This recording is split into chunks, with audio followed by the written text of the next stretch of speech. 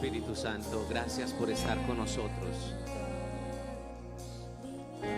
por nunca dejarnos solos, por siempre acompañarnos.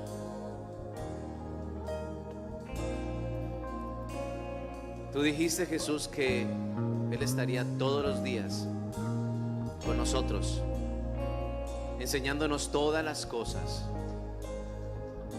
Y mientras nosotros adoramos tu precioso nombre, te pedimos que el Espíritu Santo de Dios sea sobre cada uno de nosotros, trayendo libertad, como lo dice esta canción. Libertad para poder escuchar tu voz y un corazón dispuesto a obedecer esa voz. Señor, que sea tu palabra la que hable a nuestros corazones y que a la realidad individual de cada persona que está aquí en este lugar, Señor, en tu manifestación gloriosa, seas tú diciendo lo que tengas que decir, Señor, susurrando a los oídos de cada uno de los que estamos aquí, Señor, guiando, Señor. Tú sabes quién tiene que ser exhortado en esta tarde. Hazlo, Espíritu Santo. Los que tienen que ser animados porque sus brazos están caídos, Señor, anímalos, levántalos, Señor. Los que necesitan esa mirada tuya, Señor, para continuar adelante, míranos y permítenos percibir tu mirada. Los que necesitan un abrazo tuyo, Señor, abrázanos, Señor. Los que necesitan consejo y dirección para tomar decisiones muy importantes durante este tiempo, Señor, guíales, muéstrales, que sea tu consejo claro en sus vidas, Señor. Suple todas las necesidades de los que estamos aquí. Solo tu palabra es suficiente. Solo tu palabra es suficiente. Bendito sea tu nombre, Señor. Den un aplauso fuerte a nuestro Señor. Pero que sea fuerte ese aplauso a nuestro Señor. Este aplauso fuerte para ti, nuestro Señor y nuestro Salvador. Amén. Bueno, buenas tardes a todos. ¿Cómo están? ¿Bien? Qué bueno, me alegra verlos. Hace mucho tiempo no nos veíamos. Después de un periodo de vacaciones, todavía hay algunas personas que están en vacaciones. ¿Que se ha visto la ciudad todavía igual de congestionada o ha bajado un poquito la congestión? ¿Ustedes qué dicen? Todavía hay gente paseando, pero aún la ciudad todavía se siente un poquito congestionada. Bueno, y también algunos estuvimos congestionados por la nariz, ¿cierto? En diciembre estuvimos congestionados de la nariz. A mi familia nos dio COVID, a mi esposa, a mi hija, a mí nos dio COVID. Y bueno, así que pasamos el 24 y el 31 encerrados en la casa. Fue muy diferente, pero no por eso no dejó de ser especial, ¿cierto? Vi la luz, vi el túnel, estuve cerca de, ¿cierto?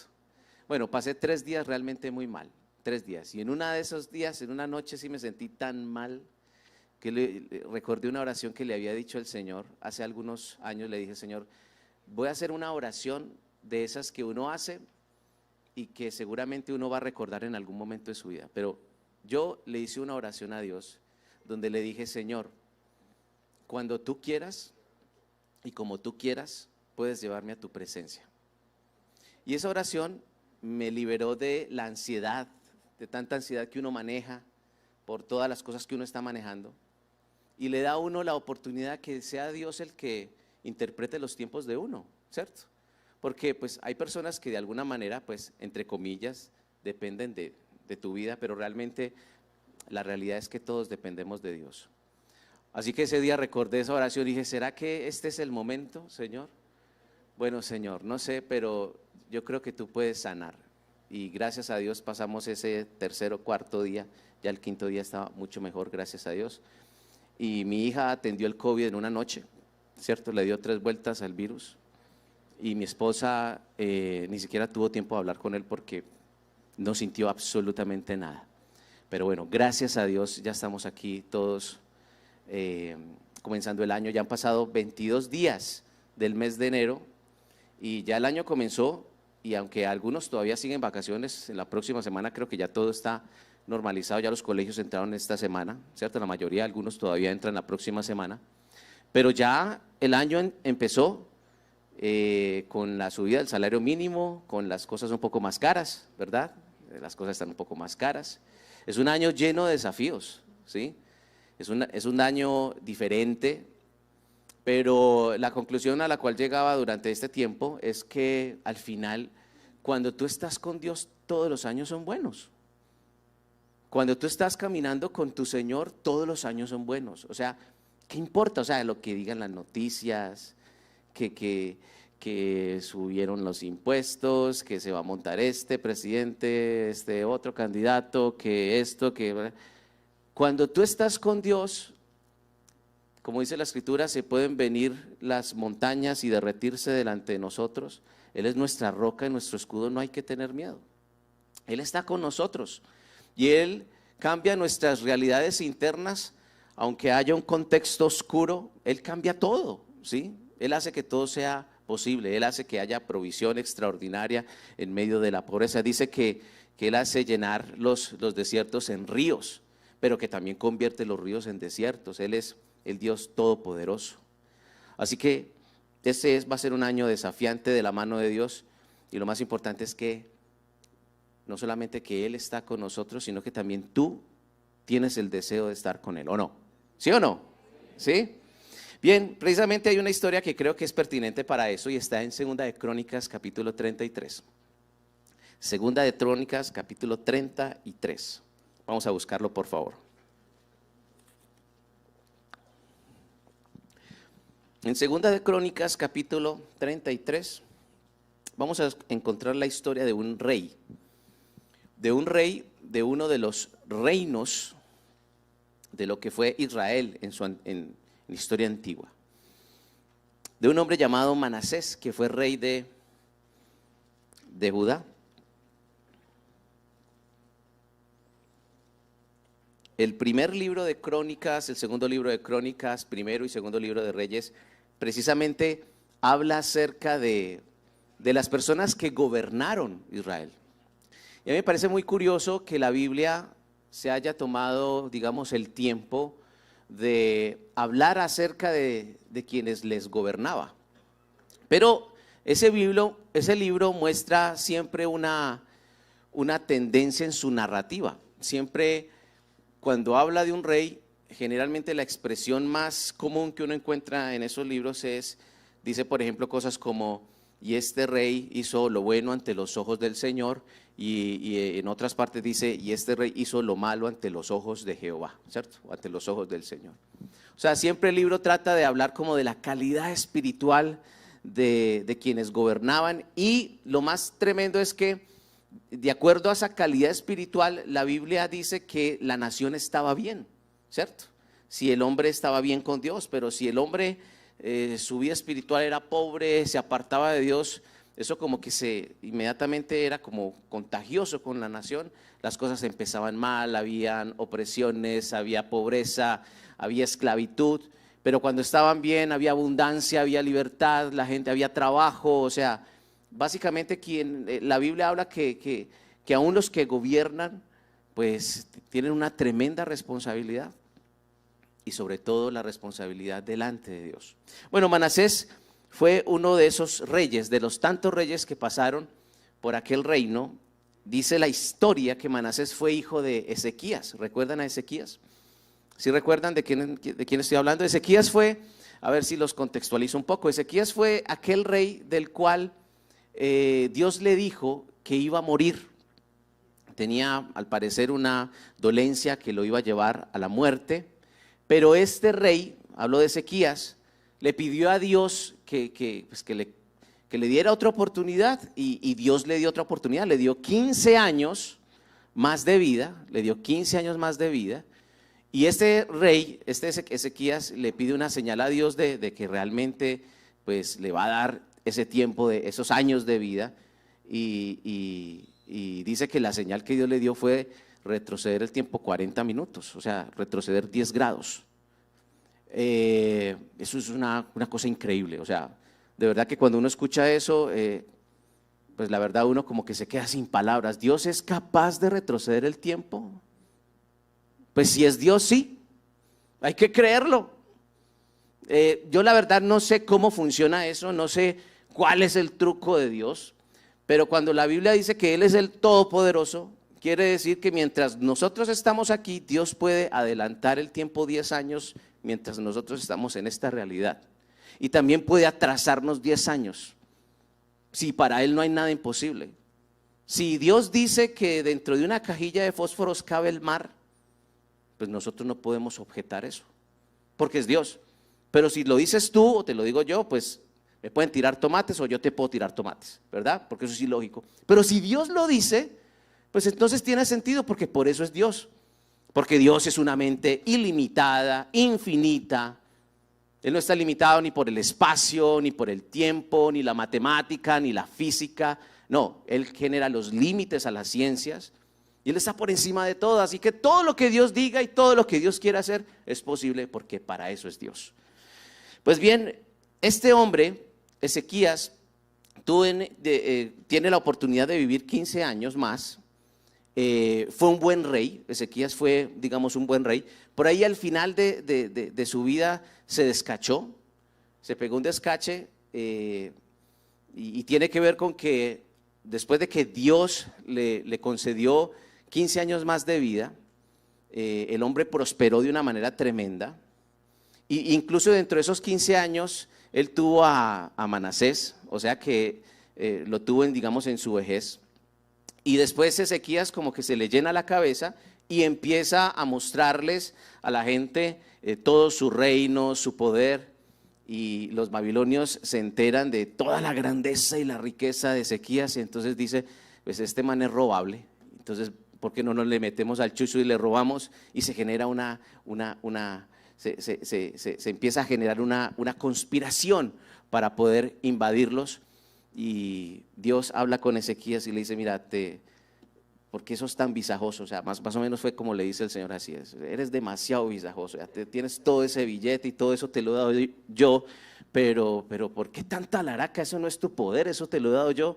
Y bueno, ahora te metiste en un problema porque los babilonios quieren todo ese billete, y te voy a conceder que no en tu reino eso va a pasar, pero sí va a pasar con tus hijos y con tus nietos, va a venir opresión. Y luego a través de la historia viene una opresión tremenda sobre Judá, un cautiverio tremendo por Babilonia, los asirios, pero que no ocurre precisamente en la vida de Ezequías. Bueno, en esos 15 años nace este joven llamado Manasés. Y Manasés toma el reino a los 12 años, o sea, era un adolescente. A los 12 años comienza a gobernar. Y dice la escritura que él estuvo gobernando 55 años, o sea, casi toda una vida. 55 años estando en el poder y en el trono. Pero la Biblia califica a Manasés como un rey perverso, o sea, que realmente fue alguien bien malo. Algunos escritores son, digamos, estudiosos, dicen que era como una especie de anticristo del Antiguo Testamento, o sea, era realmente malo, ¿cierto? Realmente malo. Y en Segunda de Crónicas capítulo 33, la Biblia se toma el tiempo de relatar paso a paso qué fue lo que hizo este hombre bajo su gobierno. Y me parece interesante que lo leamos, que podamos mirarlo a la luz de las Escrituras y miremos cuál fue el desenlace final de esta historia, ¿ok? Entonces vamos a ir al versículo 1. Dice, versículo 1, dice, de 12 años era Manasés cuando comenzó a reinar, y 55 años reinó en Jerusalén. Pero hizo lo malo ante los ojos de Jehová, conforme a las abominaciones de las naciones que Jehová había echado delante de los hijos de Israel. Versículo 3, porque él reedificó los lugares altos que Ezequías su padre había derribado, y levantó altares a los Baales, e hizo imágenes de acera, y adoró a todo el ejército de los cielos, y les rindió culto.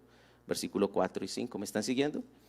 Dice, edificó también altares en la casa de Jehová, del cual había dicho Jehová, en Jerusalén estará mi nombre perpetuamente. Edificó asimismo altares a todo el ejército de los cielos en los dos atrios de la casa de Jehová. Versículo 6. Y pasó sus hijos por fuego en el valle del hijo de Hinón y observaba los tiempos. Dice, miraba en agüeros, era dado en adivinaciones y consultaba a adivinos y encantadores. ¿Y qué dice? Leámoslo. Y se excedió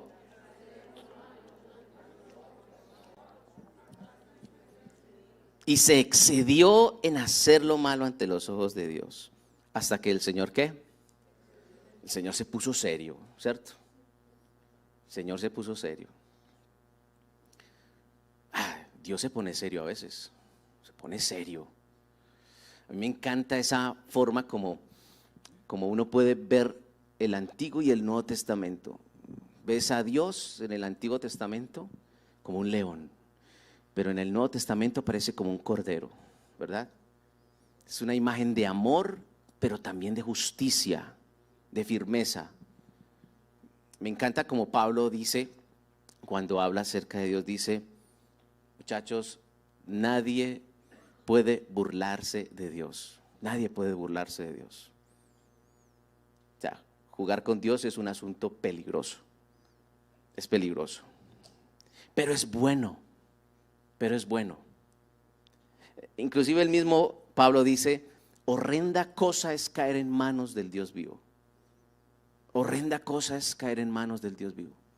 Pero por ejemplo David dice, yo prefiero estar en las manos de Dios que en las manos de los hombres, porque sé que en las manos de Dios encuentro misericordia, en las de los hombres no sé. Son las conclusiones de David. Él es un Dios de amor, es un Dios de gracia. Yo diría que el Señor no es un Dios ni de segundas oportunidades, sino hasta de terceras, cuartas, quintas, y yo creo que nuestra vida es la sumatoria de 6, 7, 8, 9 N oportunidades que Dios nos ha dado. Yo creo que ninguno de los que estamos aquí hemos tenido con una segunda oportunidad, porque la embarramos y volvemos a embarrarla y nos tropezamos con la misma piedra, pero el Señor sigue ahí firme, sigue firme. A mí me encanta saber que Pedro le dice al Señor que yo voy a estar contigo, yo hasta la cárcel, y si me tiene que matar, sacar los ojos, Señor, aquí están mis ojos. El Señor le dice, me vas a negar. Y lo niega, y no una vez, sino 3 veces. Y después de que el Señor resucitó, Pedro bien llevado, vuelto nada, dice la Biblia que él lloró con amargura de corazón, con un arrepentimiento tremendo. El Señor resucita y vuelve a encontrar a sus discípulos y ve por allá a Pedro. Dice que él llega y se tira al agua para que el Señor no lo vea. Imagínense. Ahí viene, pum, se tiró al agua. Se hizo el loco. Qué pena. Pero el Señor le lo saca, le hace un asado, le hace un pescado, le dice, ¿quieres comer? Y le da de comer, y entonces empiezan las preguntas interesantes. Y le dice, ¿me amas? Sí, Señor, te amo, tú sabes que te amo. Y otra vez, ¿me amas? Pero Señor, ¿cuál es la cosa? ¿Me amas o no? Y al final, él le dice, apacienta mis ovejas, apacienta mis corderos. Y el versículo 21 del capítulo 18 del Evangelio de San Juan es bien bonito cuando le dice, ¿cómo es que tú vas a glorificarme? Es muriéndote a ti mismo. Pero tú vas a edificar mi casa, vas a edificar mi iglesia. Y el Señor sabía que eso iba a pasar. Sabía que iba a pasar. O sea, Dios ha decidido ser fiel, ha decidido que su fidelidad se mantenga, aún a sabiendas de que tú y yo más adelante podríamos salir con un chorro de babas. Uno quisiera saber cómo se va a comportar la gente con uno cuando le están jurando fidelidad y lealtad, sobre todo algunas parejas. Uno quisiera saber de antemano eso que va a pasar, pero la verdad es que uno no sabe. Pero el Señor sí lo sabe todo, y aún sabiendo todo eso dice, voy a ser fiel contigo, me mantengo fiel. Es la gracia de Dios, es la forma como Él nos ama, de una manera extraordinaria. Y la escritura dice que Manasés pudo disfrutar de esa gracia. Pues al final de la historia eso es lo que pasó. Pero primero la Biblia se toma el tiempo de decir qué fue lo que hizo él. Desde el versículo 1 hasta el versículo 9, imagínense, desde el versículo 1 al versículo 9 aparece todo lo que hizo él. Manasés utilizó el Estado, todo el aparato del Estado, para establecer una nueva cultura, una nueva religión, para establecer el paganismo. Imagínense, lo que hizo su padre, él lo echó a la basura. La historia es muy tesa porque el abuelo de Manasés, o sea, el papá de Ezequías, Acaz, fue también un rey malo, ¿cierto? Promovió idolatría, estableció lugares altos, y luego nace Ezequías, y el papá bien malo y el hijo sale bueno, ¿cierto? Ezequías, y Ezequías derriba todo lo que hizo el papá, y luego Ezequías deja una nación consolidada, próspera, adorando a Dios, y tiene un hijo. Y ese hijo es Manasés, y Manasés vuelve y quiebra la empresa que levantó el papá. Y uno dice, es como un ciclo vicioso. Pero también la pregunta es, ¿por qué de familias buenas salen hijos malos? ¿Y por qué de familias malas salen hijos buenos? O sea, la Biblia no nos habla no nos responde esta pregunta, pero lo que sí nos da a entender con la información que nos ofrece es que cada persona toma decisiones en su vida. Y que en muchas ocasiones los padres no son los responsables de las decisiones que toman sus hijos. Los hijos toman decisiones y los padres tenemos que aceptar las decisiones que toman nuestros hijos. Y eso es lo que dice la parábola del hijo pródigo. No, me quiero ir de casa, mi hijo, pero usted aquí está muy bien, me quiero ir de casa, deme la plata. Bueno, esa plata es suya, se la llevó, se la gastó. Seguramente el papá quedó con el corazón destrozado, pero lo dejó ir. No fue y lo encerró en la pieza y le dijo, usted aquí no se va, usted aquí no se manda, ¿cierto? No, respetó la decisión y listo. ¿Sabía el papá que su hijo estaba cometiendo errores? Sí, claro, sí sabía. Pero también sabía que había una persona que tiene libertad para tomar decisiones, aunque esas decisiones vayan en contra aún de los deseos de su padre. Es la misma libertad que Dios nos dio a nosotros, diciendo, ustedes tienen libre albedrío. Yo quiero que a ustedes les vaya bien. Me encanta como lo establece el libro de Deuteronomio, cuando le dice Dios al pueblo, vea, yo he puesto dos caminos delante de ustedes. He puesto el camino de la vida, del bien, ¿cierto? Pero también hay un camino de muerte. Y el Señor les dice, miren, ustedes pueden elegir el camino que quieran, pero si ustedes me preguntan a mí, elijan la vida para que les vaya bien. Pero ahí están los dos caminos, miren a ver ustedes qué hacen. Pero les recomiendo que se vayan por este camino. Dios nos dio libertad para decidir. Es la misma libertad que nosotros los padres debemos brindarles a nuestros hijos. Aunque se van a equivocar, sí, claro. Y se van a estrellar, por supuesto. ¿Van a cometer errores? Claro. ¿Van a aprender? Sí. ¿Les va a doler a ellos? Sí. Y a ti como papá y mamá también, quizás más, nos va a doler. Pero, pues bueno, esta es la historia.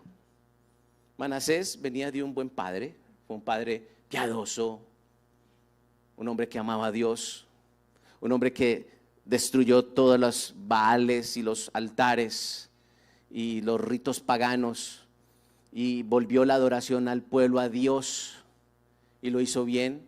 Y luego viene su hijo Acaz, Manasés, y destruye completamente lo que había hecho su padre. Ese es como un ciclo vicioso. Pero él reedificó templos, construyó nuevos altares a Baal. Dice la escritura que hizo imágenes a la diosa Acera. Dice que adoró y dio culto al ejército de los cielos. O sea, Manasés empezó a creer que su destino dependía de la astrología. De la astrología, lo que hoy podemos llamar, no sé, el horóscopo. O realmente creer que cuando se alinean los planetas, o cuando hay eclipse, o cuando pasa un cometa, realmente su vida y su destino depende de ello. Él empezó a creer en todo eso. Dice Dice la Escritura que dentro del templo de Dios edificó altares al ejército de los cielos. Qué delicado es eso, el templo de Dios, que es como el símbolo donde Dios había dicho, miren, en ese lugar voy a colocar mi presencia. De una manera visible lo puso en el pueblo, miren, en ese templo va a estar mi presencia, la presencia de Dios Todopoderoso, aun cuando la Biblia dice que nada puede contenerlo, nada puede contenerlo, ni los cielos pueden contener su grandeza, pero Él dice, no se preocupe que yo soy todopoderoso, los cielos no pueden contenerme, pero yo me meto allá y lo voy a hacer. Y en ese lugar dice que Él estableció un culto de adoración a los ejércitos de los cielos, a dioses paganos, dioses de la fertilidad, por ejemplo, que en la historia antigua la adoración a estos dioses eran simplemente relaciones sexuales entre todos. O sea, básicamente lo que está diciendo la Escritura es que el templo de Dios se convirtió en un burdel, donde se entraban las sacerdotisas, los hombres, y tenían relaciones sexuales en el lugar donde Dios había decidido colocar su presencia. Mire lo delicado que es esto. Esto es muy delicado. Es muy delicado. No solamente Él tolera la idolatría, sino que además la promueve y también la financia. Financia esto. Y dice la Escritura en Segunda de Reyes que Manasés genera una persecución en todo el país sobre los profetas de Dios. Y los manda a perseguir y los mata. De hecho, el profeta Isaías, del cual hemos leído bastante, fue uno de los profetas que murió en el reinado de Manasés. Los historiadores dicen que fue metido en un tronco y fue, ¿cómo? Como cuando coge un carpintero y coge el serrucho y empieza a cerrar. Así murió Isaías, un profeta de Dios, en las manos de Manasés. La Biblia habla de que murieron inocentes, y hubo sangre derramada inocente de la persecución tan brutal que generó él como rey. O sea, básicamente es una nación que se está cayendo a pedacitos. Y no se está cayendo a pedacitos porque se hicieron malas inversiones, no. Se está cayendo a pedacitos porque la vida espiritual de la nación está caída. Porque hubo un rey que pudo promover eso. Y no hubo tampoco un pueblo que se resistiera a semejante aberración. Hubo un pueblo que toleró eso, lo promovió y participó de ello. Pero una de las cosas también que habla la Biblia que hizo este rey es que sus hijos fueron pasados por el fuego. Históricamente esto significa que él tomó a sus hijos, no habla de hijos, sino de hijos, y los ofreció a dioses y los mató y los pasó por el fuego. Uno de esos dioses se llamaba Moloc, y la adoración a Moloc, que inclusive en la literatura es como un toro con unos cuernos así grandotes. En la antigüedad era tomar a los hijos, los primogénitos, los colocaban en un altar y los quemaban allí. O sea, yo gracias por no haber nacido en esos tiempos con mi hija, pues, Dios mío. Pero cuando la vida espiritual está mal, usted hace las locuras más grandes del mundo entero. Y él aún tomó a sus hijos y los puso allá y los sacrificó y los quemó. No quisiera ver la mirada de sus hijos frente a su papá que los está quemando, o sea, terrible. Y además dice la Escritura que él creía en agüeros, ¿cierto? Él se comía las uvas el 31 y sacaba la maleta dando vueltas y creyendo que eso iba, ¿cierto? O cuando veía una escalera no pasaba por debajo. O cuando la esposa iba barriendo y le tocaba los pies, pues eso era, había que revertir la maldición que acaba de caer.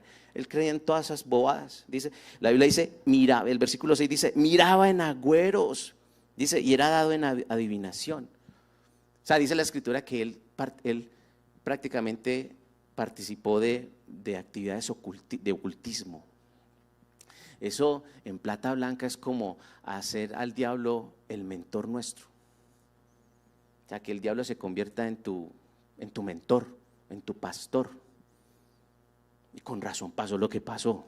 Pues con razón, la cantidad de cosas que la Biblia dice que hizo este rey. Hizo lo malo ante los ojos de Dios. Y luego la Biblia dice que él se excedió en hacer lo malo. O sea, a mí me parece muy teso esa palabra, se excedió, porque uno dice, se excedió, porque la Biblia lo califica eso como que se excedió. O sea, es como si de pronto uno hubiese una tolerancia a ser malo, pero él dice, no, es que este man es el más malo de los malos, o sea, es el malo, ¿cierto? Dice, se excedió. O sea, es como que, vea, hay una línea amarilla tolerable de maldad, que uno dice, hombre, pues es malo, pero tolerable. Pero este man se pasó la línea y siguió derecho. Dice, y se excedió en hacer lo malo ante los ojos de Dios. Entonces Dios se pone serio. Dice la Biblia, hasta encender la ira del Señor. Hasta encender la ira del Señor. O sea, este era en el mundial de maldad, este era el campeón mundial. Porque hacía cosas realmente malas. Pero el versículo 10, mira lo que dice el versículo 10. Dios, después de todo este contexto, ¿sí? Dice que habló el Señor a Manasés, a su pueblo, mas ellos ¿qué? No escucharon. Dice que hablaron. Dios habló con Manasés y también habló con el pueblo. Estoy citado en el versículo 10. Dice, y habló Jehová a Manasés y a su pueblo, mas ellos no escucharon. Así es el Señor. Cuando tú estás mal y vas por un camino equivocado, fruto de darle la espalda a Dios, el Señor siempre va a intervenir en tu vida y se anticipa con una advertencia antes de que continúes adelante. Lo hace por la pura gracia y por su amor. O sea, la Biblia dice que la ira de Dios se encendió, pero aun cuando su ira está encendida, cuando los hechos son deplorables y el balance está en rojo, Dios quiere hablar con Manasés, este hombre que ha prostituido el templo, que ha asesinado a profetas, que ha destruido el legado de su padre, que ha acabado con la adoración al Dios verdadero. Dios habla con él y también habla con el pueblo y les dice, y de alguna manera como que quiere que entren en razón, no continúen así. Pero la Biblia dice que ellos no escucharon. Si en algún momento de tu vida esto te llega a pasar, que Dios te advierte de algo, porque de manera de manera rebelde, seguimos ensimismados en hacer las cosas como queremos, aun cuando sabes que hay maldad y hay pecado, ya sabes el desenlace de la historia. Porque Dios está agotando hasta el último recurso para que tú y yo recapacitemos. Y lo hace por su pura gracia y por su amor. Lo hace porque sabes que vas derechito al desfiladero, que vas derechito en caída libre y que después de estar en el aire no hay nada que hacer. Pero Dios se anticipa y quiere hablarles, y es su gracia, Dios agotando hasta el último recurso para que podamos recapacitar. Pero dice la Escritura que ellos no quisieron. Mire lo que dice el versículo 11. Por lo cual Jehová trajo contra ellos los generales del ejército del rey de los asirios, los cuales aprisionaron con grillos a Manasés, atado con cadenas, lo llevaron a Babilonia. Y en aquel tiempo los grillos los colocaban en la nariz. Era un piercing, pues, ¿cierto? En la nariz. Precisamente porque, pues, Si usted le pone un grillete en el pie, usted puede generar resistencia, pero si lo pone en la nariz, usted va derechito. Porque ahí no hay manera de resistirse, ¿o no? ¿Sí o no? Colocaban grillete y lo arrastraron el ejército de los asirios y lo llevaron a Babilonia y lo tomaron. Miren pues, eso fue lo que pasó. Un hombre que tenía todo el poder, pero que estaba tomando malas decisiones. ¿Por qué? Porque había perdido lo más valioso. ¿Qué es lo más valioso? ¿Su qué? Su relación con quién, con su Señor. No lo pierdas nunca. Mira, pierde plata si quieres. Pierde lo que quieras, pero no pierdas eso. No lo pierdas. No lo pierdas. No vayas a perder eso. Cuando pierdes a Dios, ya lo perdiste todo. Cuando lo dejas de ver a Él, cuando no puedes percibirlo, cuando le das la espalda y de manera torpe quieres hacer las cosas a tu modo, vas mal, vas en caída. Espera la advertencia de Dios. Después de la advertencia ya conoces el desenlace final de la historia. Mira, tú y yo fuimos creados para caminar con Él hasta que nos muramos y más allá de la muerte. La Biblia dice que Él nos guiará aún más allá de la muerte, dice la Escritura. Fuimos creados para estar con Él por toda la eternidad. No nos podemos dar el lujo de perder lo más valioso que tenemos, y es nuestra relación con el Señor. ¿Sabe por qué Jesús estaba tan, y perdóneme la palabra, pero cabe, con tanta presión y con tanto estrés 12 horas antes de morir en la cruz? No eran por los clavos, ni por los latigazos, que por supuesto al tener él una naturaleza humana también iba a sentir eso y también le angustiaba, sino saber de que todo el pecado tuyo y mío iba a estar puesto sobre su cuerpo en una cruz. Y la consecuencia directa era que en algún momento la mirada del Padre se apartara de él. Y por eso dice: Padre, ¿por qué me has abandonado? Que quizás ha sido el momento de mayor tristeza de Jesús. Y es una pregunta que él hace al aire para que quienes estaban ahí relataran lo que él dijo. Pero Jesús sabía por qué. Porque el pecado de toda una humanidad estaba puesto en ese cuerpo destrozado. Y el Padre tuvo que dar una mirada hacia el costado. Fue el momento de experimentar la soledad. La soledad que tú y yo experimentamos al vivir nuestra vida sin el Señor. Sin embargo, Manasés, estando en medio de los grilletes, estando prisionero en otro país, estoy en el versículo 11, dice versículo 12: mas luego que fue puesto en angustias, Manasés oró a Jehová su Dios, humillado grandemente en la presencia del Dios de sus padres.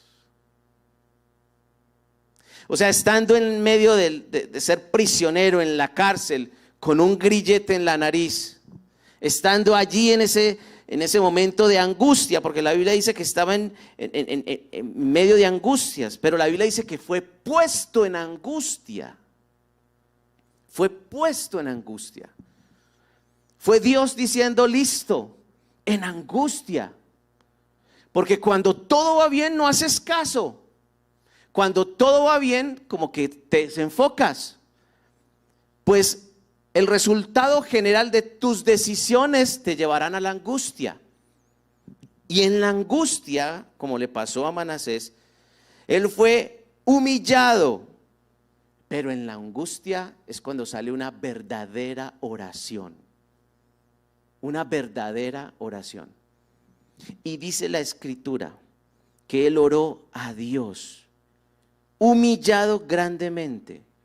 Y dice, dice, en la presencia del Dios de sus padres. ¿Y saben qué dice la Escritura? Versículo 13. Y habiendo orado a él, fue atendido. Pues Dios, ¿qué? oyó su oración. ¡Ey! ¿Sabes quién es ese hombre que está en la cárcel? Merece estar en la cárcel. Ha matado gente inocente, ha derramado sangre inocente. Ha convertido el templo en un prostíbulo, en un burdel. Ha descarriado todo un pueblo. ¿Sabes quién es ese? El del grillete. Merece estar ahí.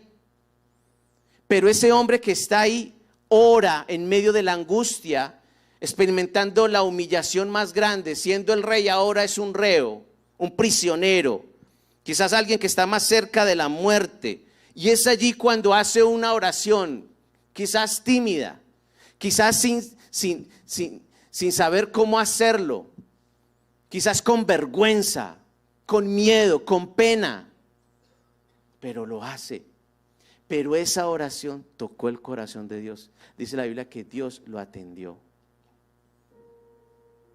Como el WhatsApp, no lo dejó ¿en qué? No lo dejó en azulito. Y Dios lo oye, Dios lo atiende. Y dice la Escritura, y lo restauró a Jerusalén y a su reino. Entonces reconoció Manasés que Jehová era ¿qué? Era Dios. Que Jehová era Dios. Como lo dice el Salmo 119, versículo 71. Bueno me es haber sido humillado para que aprenda tus caminos, tus estatutos. Bueno me es haber sido humillado. Iglesia, cuando estamos en un momento de dificultad, fruto de nuestras malas decisiones, lo más seguro es que desde nuestro interior salga esa oración genuina. Cuando esa oración genuina sale, Dios la atiende, independiente de lo que tú hayas hecho. Porque quizás cuando tú ves el prontuario delictivo, porque son más de 9 versículos hablando de un prontuario delictivo, donde califican a un hombre perverso, pero en solo un versículo Dios lo restaura todo, dándonos a atender las proporciones, la proporción que Dios dejó muy claro a través de Jesucristo, cuando dice, donde abundó el pecado, sobreabundó la gracia. No importa cuán malo hayamos sido o cuán malo seamos, pero su gracia será mucho más abundante que nuestro pecado. ¿Sabes cuál es el problema? Cuando Manasés fue restaurado, cuando él fue restaurado, su vida, cuenta la historia de que el pueblo siguió en prácticas de idolatría. Él pudo empezar a desmontar unas cosas. Dice la Biblia que él derribó lugares altos, sacó los cultos que se hacían a otros dioses dentro del templo. Él, digamos, con su poder soberano en el Estado, ya utilizó el Estado para volver la adoración a Dios, pero fue insuficiente. Y seguramente él, estando en su recámara real, cuando veía la ciudad, veía una ciudad desbordada. Y aunque sabía que Dios lo había perdonado y lo había restaurado, seguía viendo las consecuencias de lo que había hecho. Y esto habla de que el perdón es completo, pero las consecuencias van a seguir, van a seguir. Pero la gracia de Dios lo tomó a él, lo acobijó, lo restauró. Tanto así que la Biblia dice que cuando murió él, fue enterrado con sus padres. Quiere decir que tuvo un entierro, sepelio honroso. Aunque cuando calificas la vida de él, dices, fue un mal rey. Pero Dios tuvo misericordia de él como lo tuvo de aquel ladrón al cual Jesús le dijo, estarás conmigo en el paraíso. En el último momento, también, en el último momento de tu vida. Manasés, de los 12 años empezaste a hacer lo malo, 55, 77 años haciendo lo malo. Ya estás viejo, has pasado mucho tiempo, haciendo lo malo. ¿Y crees que en el último minuto vas a ganar el partido? Y Dios dice sí. Jugaron muy mal los 90 minutos y en el tiempo de reposición metieron el gol y ganaron y fueron campeones. Esa es la gracia de Dios. Esa es la gracia de Dios. No importa, no tienes que jugar bien todo el partido, pero si juegas bien todo el partido te va a ir mejor. Porque la gracia de Dios no necesita tiempos, no necesita nada de su amor desbordado. Hijo pródigo vuelve a casa. Cuando estaba con los marranos, comiendo las algarrobas de los marranos, dice, estaba mejor en la casa de mi padre. Allá comía bandeja paisa, sancocho, mondongo, costilla. ¿Qué estoy haciendo acá? Dice la Biblia, y entró en razón. Iré allá y me voy a presentar como un trabajador. Va donde el padre le dice, qué trabajador, tú eres mi hijo. Póngale ropa, dele un anillo, devolviéndole la autoridad, hagamos una marranada, ¿cierto? Una fiesta. Por allá está el otro hijo, el hermano allá estirando trompa, pero bueno, esa no es la parte de la historia que nos interesa. Y dice la Escritura que la relación entre este padre y este hijo siguió intacta, pero el hijo pródigo perdió la herencia porque se la malgastó. Hay consecuencias. El perdón es completo, la gracia acobija todo, pero las consecuencias están ahí. Esa es la razón por la cual tú y yo debemos obedecer siempre a nuestro Señor. Vamos a ponernos en pie y oremos. Y le decimos a nuestro Señor,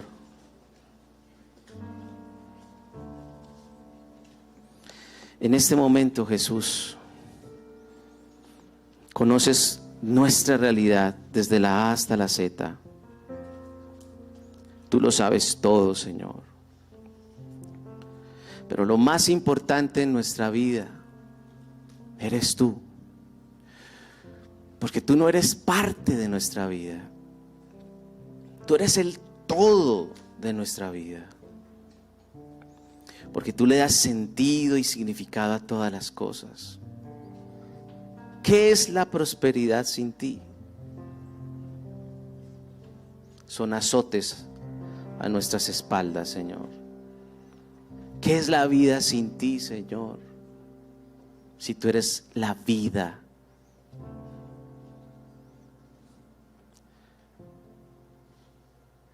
Señor, quizás algunos de los que están en este lugar estamos experimentando la angustia, estamos experimentando la humillación porque nos hemos equivocado, Señor, pero nos demuestras a través de la Escritura que contigo hay segunda, tercera, cuarta y hasta quinta oportunidad. Tu gracia no tiene límites, Señor. Es inagotable, fuente de gracia. Señor, escucha la oración de quienes están aquí y quienes en este momento se sienten motivados para levantar una oración sincera delante de ti, Señor. Porque sienten que de alguna manera necesitan volver a tomarte de la mano, Señor. Necesitan volver, Señor, a ver tu dirección maravillosa, a experimentar tu presencia, a entregarte el primer lugar de sus vidas, a decirte, aquí está tu siervo, tu sierva, para obedecerte, Señor, para guiar mi familia como tú quieres, Señor, para guiar esta empresa bajo tus principios, tus valores, Señor, bajo la dirección de tu Espíritu Santo, de tu palabra, Señor, para hacer las cosas a lo bien, Señor, como a ti te gusta, para adorarte día y noche, Señor, para que en mi vida, Señor, se note que hay Dios, y que ese Dios eres tú, el único Dios verdadero. Escucha la oración de aquellos que en este momento hablan contigo, Señor, y desde su corazón hay honestidad, Señor, porque tú conoces la honestidad y la transparencia de la oración que sale de nuestra boca. Tú oirás a quienes te invocan de verdad, como dice tu palabra, y atento estará tu oído, Señor. Pues bien, Señor, no sé, Señor, lo que estás escuchando de cada uno de ellos, pero sí sé que sabes actuar en la vida de ellos, Señor. Sí sé que tu gracia está disponible para ellos, para abrazarlos, para acogerlos, Señor. Porque tú nunca te has ido de ellos. Quizás ellos se han ido, pero hoy vuelve tu gracia y tus brazos, como te lo decíamos al comienzo de este tiempo, brazos para abrazar, Señor, a quienes lo necesitan en esta noche, Señor. Así que con tu poder y como tú sabes hacerlo, hazlo en esta noche. Hazlo en esta noche, Señor. Y que esa manifestación preciosa de tu Espíritu y esa certeza que produces, Señor, no sé cómo lo haces, pero lo haces, Señor, sea en cada uno de nosotros, Señor. Restaurando lo perdido, Señor. Restaurando lo perdido. Porque tú restauras lo perdido, Señor.